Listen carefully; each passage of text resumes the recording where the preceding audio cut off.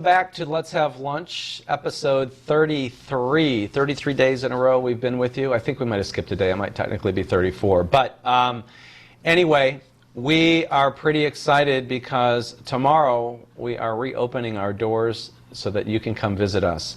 At this point, you've probably seen some information that we put out, a little video about how we're going to take care of the safety of our environment, social distancing, wearing masks, hand sanitizer. The doors will be open. You don't have to touch anything.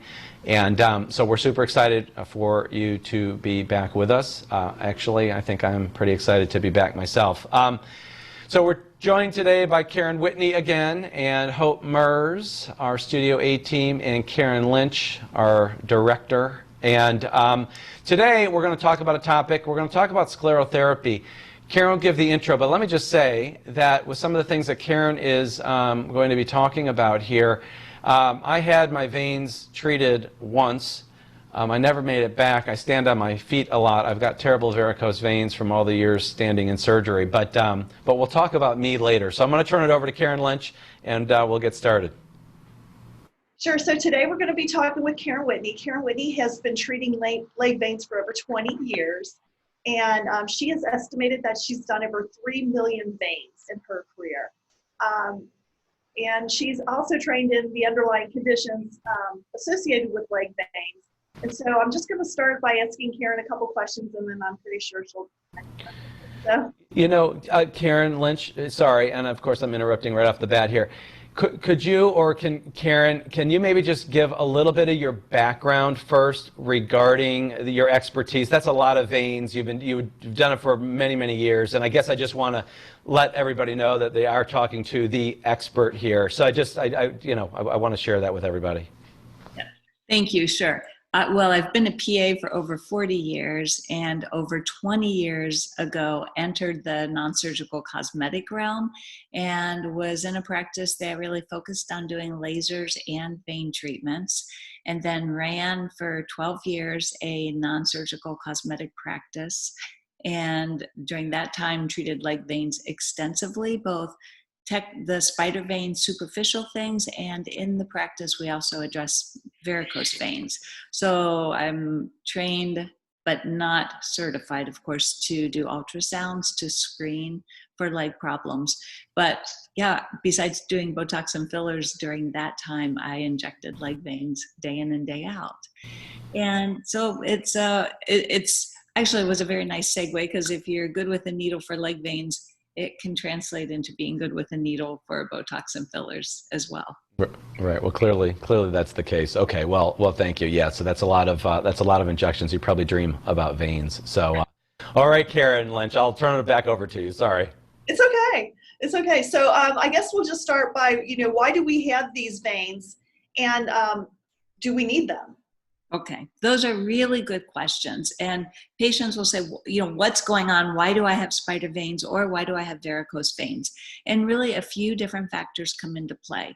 It may largely be a genetic component. And it might be that your mom or your grandma or an aunt had either varicose or spider veins, and now you have one or the other or both. So genetics play a role.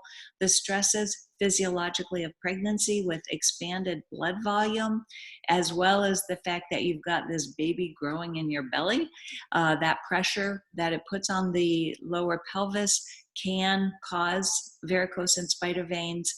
Prolonged sitting, prolonged standing are both difficult because you're diminishing blood flow, and so that can be a factor.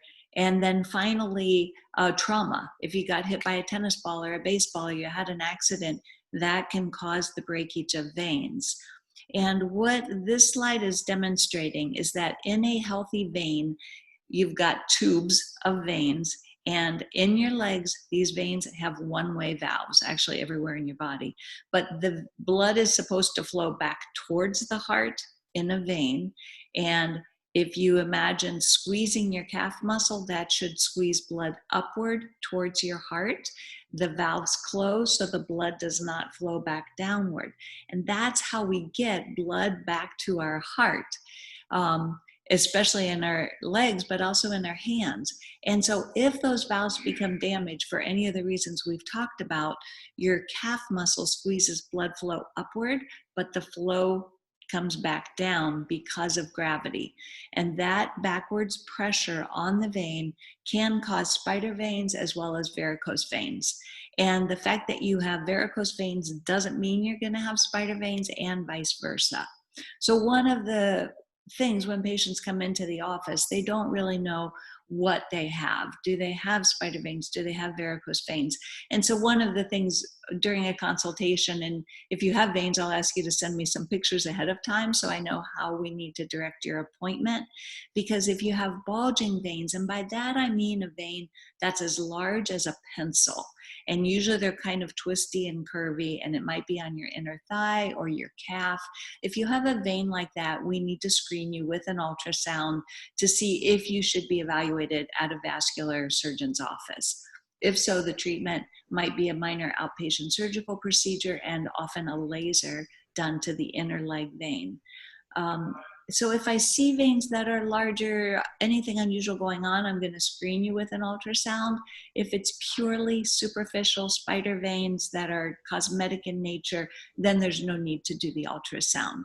So you don't need these veins. If you did, everybody would have them. What are you looking for in the ultrasound? What is it that you're trying to diagnose exactly? I'm looking for venous insufficiency. And what that means is that the big vein that runs inside your leg near your bone has leakage in those valves, so that as the calf muscle squeezes, blood flow goes upward, it's leaking back downward. And you can tell that on an ultrasound, which tells me that this is a problem beyond the scope of my office procedure that I do at Advance. Okay, great. Thank you. Okay. So Karen, can you explain exactly how you treat these veins? So if I'm coming into the office, exactly how do you treat these veins? Sure. So the process is called sclerotherapy, and that's a big, long name. It's been around. We've performed sclerotherapy in the United States for over 40 years, and history actually indicates that on some of the mummies, they found evidence of sclerotherapy being done where they injected veins with a solution. So what I'm doing is using a really tiny needle, and I'm injecting a substance directly into that little surface vein to damage it, make it shrivel, shrink, and shut down. I often use hypertonic saline, which is a very concentrated saltwater solution that is basically pickling the lining of your vein, causing that shriveling, shrinkage, and death of that surface vein. We also do use an FDA-approved detergent-based solution called Sotradecol.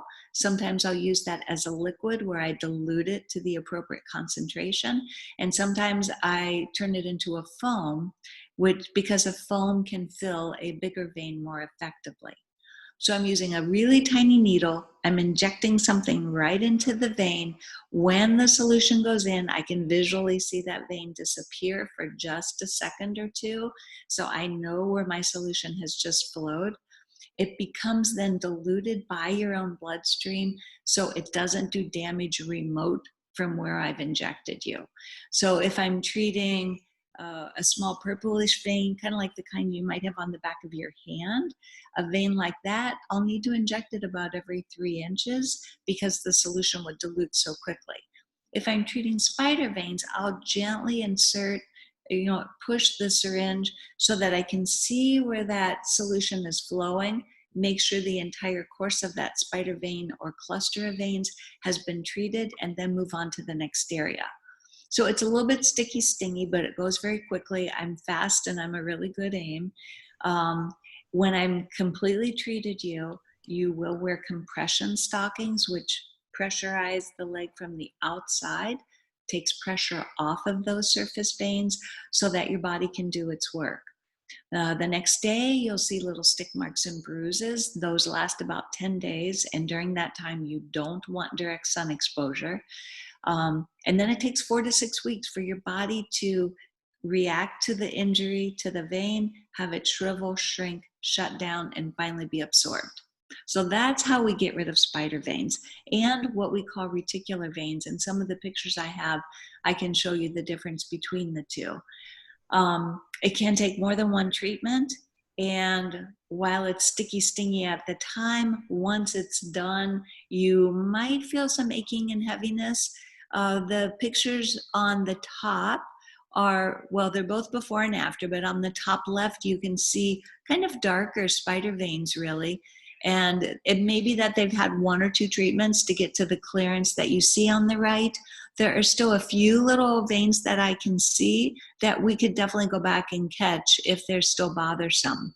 And then the lower picture, you see the dark spider veins on the lower left, but if you look carefully, you can see that there's a bluish vein kind of connecting the spider veins, going from the thigh down below the knee area or toward the knee.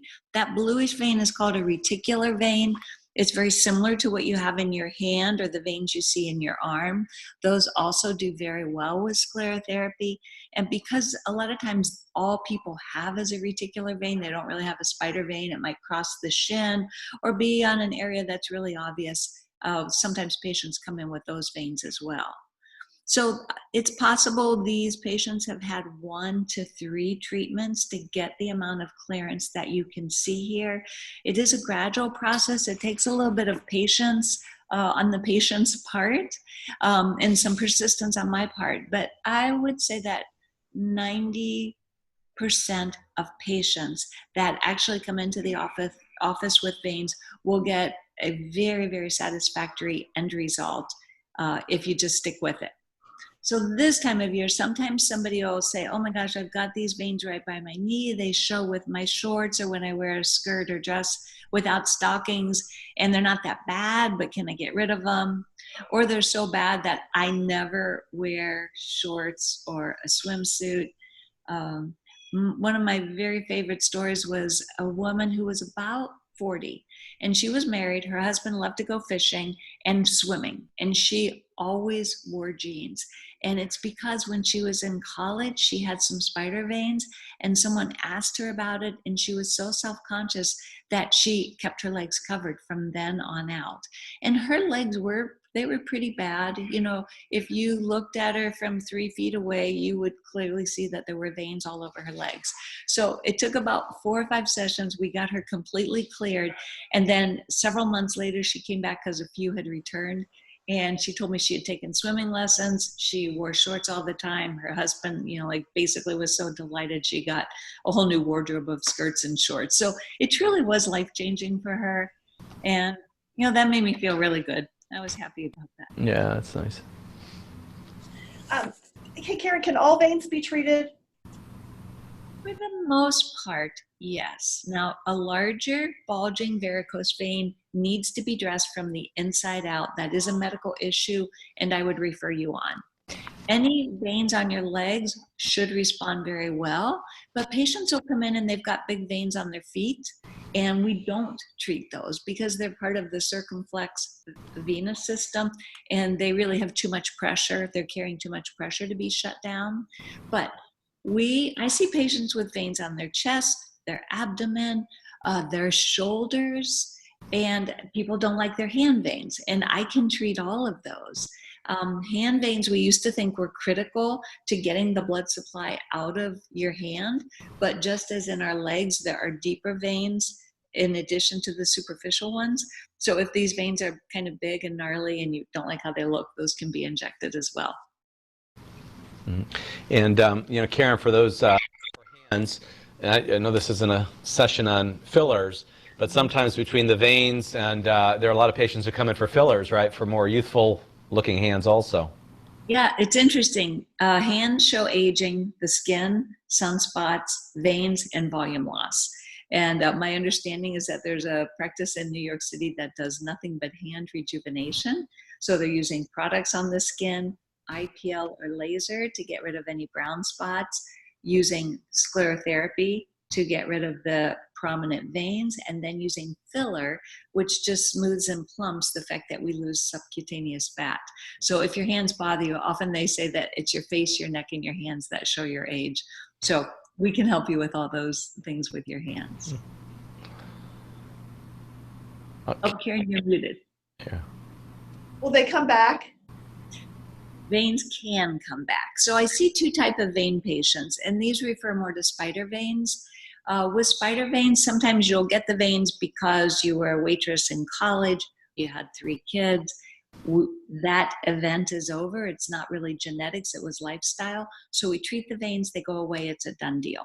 Other patients are what I call a vein maker, and their body genetically is always making these veins. And those are patients that I see once a year or so to clean up the new veins that have appeared, just to keep things looking fresh. You could wear compression stockings on an ongoing basis to slow down the development of new veins, but patients really don't like wearing them. So it's kind of a lifestyle issue. I think it's easier to clean things up every once in a while than it is to be stuck wearing compression stockings all the time. Okay. What about veins on your face? Like what's the best way to treat any type of veins that's going on your face?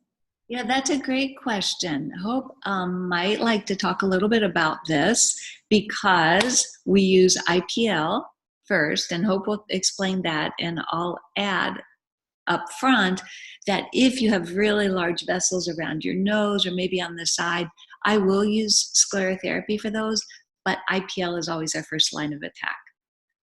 Hope. Yes. So over the years of having different things that make your skin red, whether it's flushing or rosacea or whatever, little capillaries can burst. So we call these telangiectasias. They typically are in like the crease by the nose, on top of the nose, on the cheeks. They can vary from being teeny tiny and just barely visible and kind of red to pretty deep and purple. And I know Karen was just talking about injecting those, but sometimes we can do an IPL treatment. So IPL is intense pulse light. It's a light type of laser that we can use to pulse the little blood vessels, and it kind of makes them almost like bruise and leak, and then your body reabsorbs that blood. It does typically take a few times to get a good improvement in those, and sometimes they stick around. They're pretty stubborn. So a lot of the times we'll have to do maintenance treatments as well to help keep those at bay. But IPL is a good option for the facial little vessels. Thank you. Agree completely. Yeah, we need. Well, go ahead. Go ahead, Karen. Sorry. Well, I was just going to say the last thing that I was going to ask about is just how we price all these treatments. That's a good question. Sclerotherapy is priced by how much I'm injecting, and it's $350 for 2 cc's, which I know doesn't mean anything, but if you have a clustering of spider veins and you group them all together, an area about the size of your hand is what I would use for 1 cc typically. So 2 cc's, if someone just has a bunch of scattery things, usually does a pretty nice job. I do ask patients, send me a few pictures of your leg veins ahead of time, and then that way when you come in to talk to me and be treated, you have a better idea of what the price will be. Additional cc's are $150, and the compression stockings that you do wear, everyone wears them after treatment, are $60 a pair, and they come in suntan and black. Great, thank you. So Karen, just a couple quick questions. I know we talked about this a little bit on the face with IPL, and I know that I see a number of patients who have facial surgery and they have a temporal vein, or they have a vein coming up in their eye area or just above their eye. How do you assess that in terms of, let's say the diameter appears too large for IPL, but it really bothers somebody? I know surgically we used to go back and we would try to cauterize it, and yet that's you end up with a big bruise, and it's very limited. Can you inject those veins for people? I can. Probably the periorbital, these veins that run in your lower tear trough area, are the most common veins that really drive patients nuts, because what they see is the blue shadowing, and it makes it look like they have an under eye shadow. Mm-hmm. One thing about those veins is they, just as a fish in water looks larger, a vein under the skin looks larger. So sometimes it's so superficial, I can tell that I'm going to be able to get the needle into it and successfully inject it. but other times I'm not so sure. So it depends on the patient and the vein. I tell them I may or may not be able to get rid of it for them. And they may or may not have bruising and swelling after treatment. So I've seen it go like just perfection, no bruising, the vein goes away, the patient's thrilled. And I've had it where I've tried a time or two, they bruise. I just can't get enough solution into that vessel to do a great job. So it's one of those things that we just take a look at and decide case by case. Are there any safety issues with it? With injecting these little periorbital veins, the way the blood flows and the vein flows, it is safe to use we're using small amounts. It is safe to put a little bit of hypertonic saline. I don't try to inject the vein that runs down the forehead. That's under too much pressure. It's not going to respond. And typically I don't do the temporal veins. A lot of times with temporal veins, there's also a volume loss there. And so you can use some filler under and over that vein to camouflage it. Okay, great. Well, thank you. Any other thoughts from Hope or Karen? No, I think that about covers it. Yeah, thank you, Karen. That was excellent, actually. And we have some, and we didn't do it for some of these live sessions, but there's some. We do have some great animations on how some of these things work, actually, and also some other videos. That's true for all the topics. But anyway, Karen, thank you very much. We appreciate you seeing you back in 2 days. You as well, Hope. And we will be back tomorrow, and we'll go from there. Thank you guys very much. Thanks for joining us. Thanks. Bye.